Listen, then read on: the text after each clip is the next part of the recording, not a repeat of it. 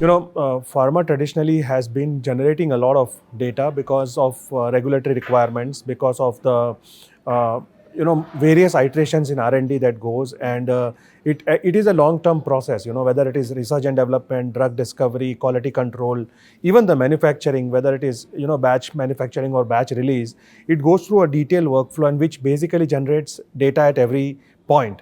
Now, the challenge is that the digitization piece within the pharma is limited to most of the times automating the information and maybe to some extent automating the manufacturing, which means that the quality management, R&D management, and all the other relevant topics. There is a huge scope of digitization. So I describe this as a 3-step process. One is that we have people-driven processes that has to be digitized, and all the digital processes has to be agentified or autonomous.